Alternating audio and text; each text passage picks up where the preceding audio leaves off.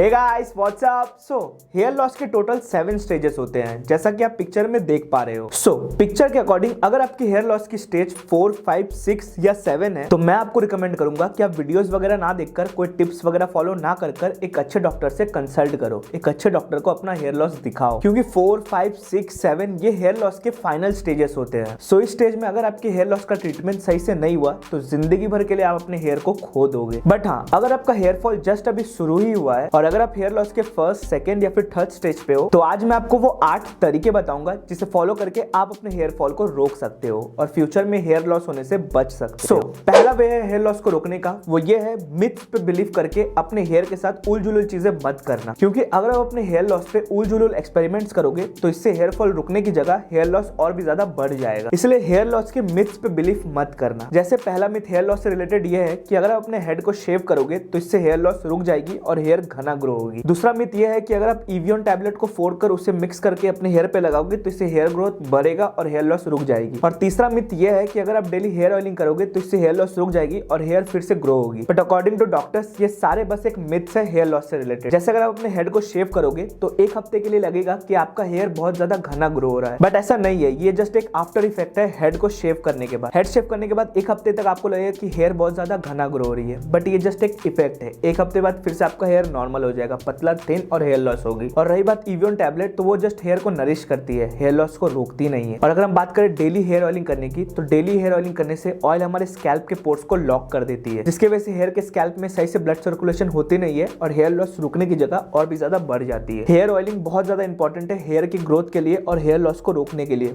But week में 2 से 3 बार, उससे ज्यादा नहीं, डेली नहीं। दूसरा वे है यूज मिनॉक्सिडिल। अगर आप अपने हेयर लॉस के स्टेज 1, 2 या फिर 3 पे हो तो मिनॉक्सिडिल बहुत ही हेल्पफुल है आपके हेयर लॉस को रोकने के लिए। बट मिनॉक्सिडिल बहुत सारे परसेंटेजेस में मिलते हैं, जैसे 5%, 10%, 15%। और मिनॉक्सिडिल का जितना ज्यादा परसेंटेज रहेगा वो उतनी ज्यादा इंटेंस होगी हेयर के लिए। बट इसका मतलब ये नहीं कि आप जितने ज्यादा परसेंटेज वाले मिनॉक्सिडिल को यूज करोगे वो उतना ही इफेक्टिव होगा आपके हेयर लॉस को रोकने के लिए। आपका हेयर फॉल और ज्यादा बढ़ भी सकता है अगर आप सही परसेंटेज वाले मिनॉक्सिडिल को यूज नहीं करोगे तो। इसलिए मिनॉक्सिडिल यूज करने से पहले आप डॉक्टर से एक बार पूछ लेना कि कौन सा परसेंटेज आपके हेयर के लिए सेफ है। आइडियली देखा गया है कि 5% वाले मिनॉक्सिडिल हर किसी के हेयर पे सूट करते हैं। अगर आप अपने हेयर लॉस की स्टेज 1 पे हो तो इसे आप वीक में 2 बार यूज करना, और अगर आप अपने हेयर लॉस के स्टेज 2 पे हो तो इसे आप वीक में 4 बार यूज करना, और अगर आप अपने हेयर लॉस के स्टेज 3 पे हो तो इसे आप वीक में 6 बार यूज करना। और मिनॉक्सिडिल आपको इजीली विदाउट डॉक्टर प्रिस्क्रिप्शन आपको इजीली मेडिकल स्टोर पे मिल जाएगी। तीसरा वे है हेयर लॉस को रोकने का, अपने डाइट पे डीएचटी ब्लॉकर फूड को ऐड करो और डीएचटी ब्लॉकर फूड को खाओ। डीएचटी हमारे बॉडी का एक हार्मोन होता है जिसका फुल फॉर्म होता है डाइहाइड्रोटेस्टोस्टेरोन, और डीएचटी हार्मोन का लेवल अगर हमारे बॉडी में बढ़ जाए तो ये हमारे स्कैल्प में हेयर फॉलिकल्स के साथ अटैच्ड हो जाते हैं और फिर ये ट्रिगर करते हैं रिसेप्टर्स को ताकि वो श्रिंक हो जाए, और इसकी वजह से धीरे धीरे हेयर लॉस होने लगती है। इसलिए आपको अपने डीएचटी हार्मोन को कंट्रोल में रखना बहुत जरूरी है, क्योंकि डीएचटी हार्मोन बहुत ज्यादा रिस्पॉन्सिबल होती है हेयर लॉस के लिए। और अपने डीएचटी ब्लॉकर को कंट्रोल में रखने के लिए डेली डीएचटी ब्लॉकर फूड खाओ, जैसे onion, turmeric, green tea, pumpkin seeds, blueberries, tomato,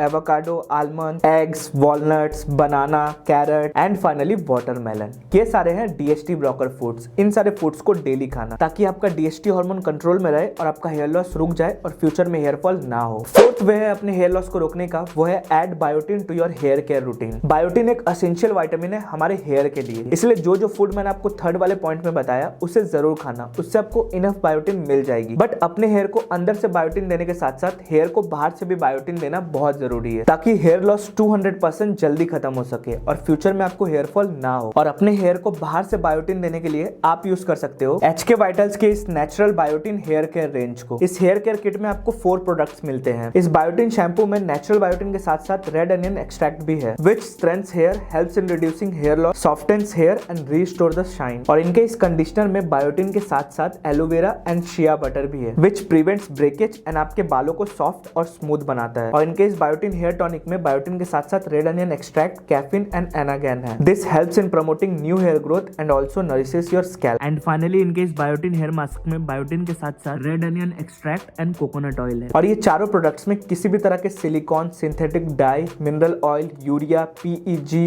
and sulphate and paraben नहीं है, and also cruelty free and dermatologically tested भी है। सबसे पहले शैम्पू से अपने हेयर को वॉश करना, सिंपली थोड़ा सा शैम्पू अपने हाथों में लेना, then emulsify and then massage the scalp. फिर थोड़ा सा क्वांटिटी में हेयर मास्क को अपने हाथों में लेकर अपने वेट हेयर पे मसाज करते हुए लगाना, फिर उसे 10 मिनट्स के लिए छोड़ देना और वॉश करने के बाद बाद फिर कंडीशनर लगाना, और कंडीशनर को स्कैल्प पे मत लगाना, सिर्फ हेयर पे लगाना, और कंडीशनर को 1 मिनट बाद धो लेना। फिर इस बायोटिन हेयर टॉनिक को लगाना थोड़ा सा अच्छे से स्कैल्प पे मसाज करते हुए, और इस इंटायर हेयर के रूटीन को आप वीक में 2 बार फॉलो करना। एंड विद कंसिस्टेंट यूसेज आप नोटिस करोगे कि आपके बालों की हेयर क्वालिटी इंप्रूव हुई है, and also hair fall reduce हो जाएगी और न्यू हेयर ग्रोथ प्रमोट होगी। सो इस इंटायर बायोटिन रेंज किट की परचेजिंग लिंक मैं नीचे डिस्क्रिप्शन में डाल दूंगा, आप लिंक पे क्लिक कर इसे खरीद सकते हो। फिफ्थ वे है हेयर लॉस को रोकने के लिए जितना हो सके हेयर स्टाइलिंग प्रोडक्ट्स का यूज मत करना जब तक हेयर लॉस रुक ना जाए। हेयर स्टाइलिंग प्रोडक्ट्स जैसे hair wax, hair gel, hair spray, इन सारी चीजों में टॉक्सिक केमिकल्स होते हैं। टॉक्सिक केमिकल्स जैसे पैराबेन, सिलिकॉन, फ्रेग्रेंस, और इन्हीं टॉक्सिक केमिकल्स को अगर हम रेगुलर बेसिस पे अपने हेयर पे लगाते रहे तो ये एक हेयर लॉस का कारण बनती है। इसलिए अगर आपको अभी हेयर लॉस हो रही है तो हेयर स्टाइलिंग प्रोडक्ट्स को बिल्कुल भी यूज मत करना जब तक आपका हेयर लॉस रुक ना जाए, नहीं तो हेयर लॉस और भी ज्यादा वर्स्ट हो सकती है। और अगर आपको हेयर फॉल की प्रॉब्लम अभी फिलहाल नहीं है तो आप हेयर स्टाइलिंग प्रोडक्ट्स को वीक में 1 बार ही यूज करना ताकि आपको हेयर फॉल फ्यूचर में ना हो। और हाँ, हेयर ड्रायर की गर्म हवा भी हमारे हेयर को डैमेज करती है, इसलिए अगर आप हीट सेटिंग में हेयर ड्रायर को यूज करोगे तो आप हेयर ड्रायर को वीक में 1 बार यूज करना। बट अगर आप डेली हेयर ड्रायर का यूज करना चाहते हो हेयर सुखाने के लिए तो कोल्ड सेटिंग में हेयर ड्रायर को यूज करना। बट अगर आपको हेयर लॉस हो रही है तो आप वीक में 1 बार भी हीट सेटिंग में हेयर ड्रायर का यूज मत करना, डेली कोल्ड सेटिंग में हेयर ड्रायर का यूज करना। सिक्स्थ वे है हेयर लॉस को रोकने का, ईट प्रोटीन रिच फूड डेली। बहुत से लोगों को ये गलत फहमी है कि ज्यादा प्रोटीन खाने से हमारे किडनी में इफेक्ट पड़ता है और इससे हेयर लॉस होती है, क्योंकि हमने बहुत सारे बॉडी बिल्डर्स को देखा है कि वो लोग प्रोटीन रिच फूड खाते हैं और उनका हेयर लॉस हो रखा है। बट उनका hair loss protein rich food की वजह से नहीं होता है, बल्कि उनका हेयर लॉस इंजेक्शन स्टेरॉइड की वजह से होता है। और डॉक्टर्स के according protein rich food hair loss करती नहीं है बल्कि हेयर लॉस को रोकती है, क्योंकि डेली प्रोटीन रिच फूड खाने से हमारे बॉडी के सेल्स अच्छे से काम करते हैं, जिससे हमारे हेयर के स्कैल्प पे अच्छे से ब्लड सर्कुलेशन होती है, जिससे हेयर फॉल रुकती है और नए हेयर ग्रो होती है और फ्यूचर में हेयर फॉल प्रिवेंट करती है। इसलिए अगर आप एक नॉन वेजिटेरियन हो तो आप डेली चिकन, एग्स, फिश ये सब डेली खाना, और अगर आप एक वेजिटेरियन हो तो सोयाबीन, मिल्क, पनीर और वे प्रोटीन डेली खाना। वे प्रोटीन से कुछ हेयर फॉल नहीं होता है, ये भी एक मिथ है। वे प्रोटीन उल्टा आपके हेयर लॉस को रोकती है। सेवेंथ वे है improve your bad lifestyle. Bad lifestyle यानी डेली जंक फूड खाना, डेली स्मोकिंग करना, डेली ड्रिंकिंग करना, डेली कोई फिजिकल एक्टिविटी ना करना। इन सारे बैड लाइफस्टाइल की वजह से हमारे बॉडी के ऑर्गन सही से काम नहीं करते हैं, हमारे स्कैल्प के नर्व्स सही से काम नहीं करते हैं और इससे हेयर लॉस होती है। इसलिए अगर आपको हेयर लॉस हो रही है तो इंप्रूव योर बैड लाइफस्टाइल। जैसे आप डेली जंक फूड मत खाना, वीक में 1-2 बार से ज्यादा जंक फूड मत खाना। और रही बात एक्सरसाइज की तो आप वीक में मिनिमम 3 से 5 बार एक्सरसाइज करना ही करना, और स्मोकिंग एंड ड्रिंकिंग को जितना हो सके अवॉइड करना। एंड फाइनली 8th वे है अपने हेयर लॉस को स्टॉप करने का,